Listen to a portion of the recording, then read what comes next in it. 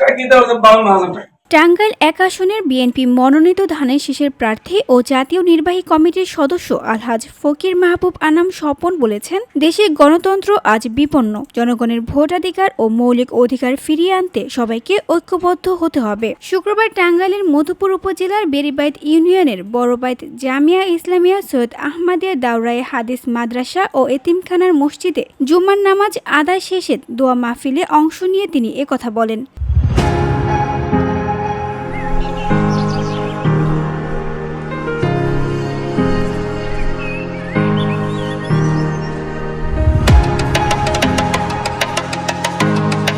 এ সময় তিনি দেশনেত্রী বেগম খালেদা জিয়া, দেশনায়ক তারেক রহমান এবং নিজের জন্য দোয়া প্রার্থনা করেন। তিনি আরও বলেন, আল্লাহর রহমত ও জনগণের ঐক্য ছাড়া দেশের চলমান অচলাবস্থা দূর করা সম্ভব নয়। বিএনপি জনগণের দল, আমরা জনগণের অধিকার ও গণতন্ত্র পুনরুদ্ধারের আন্দোলন চালিয়ে যাব। নামাজ ও দোয়া মাহফিল শেষে আলহাজ ফকির মাহবুব আনাম স্বপন মাদ্রাসা ও এতিমখানার শিক্ষক, স্থানীয় বিএনপি নেতৃবৃন্দ ও এতিম শিশুদের সঙ্গে মধ্যাহ্নভোজে অংশ নেন।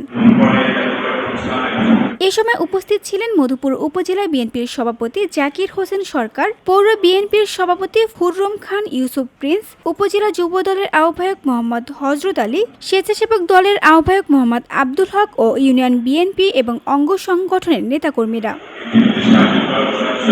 VOD Bangla news desk.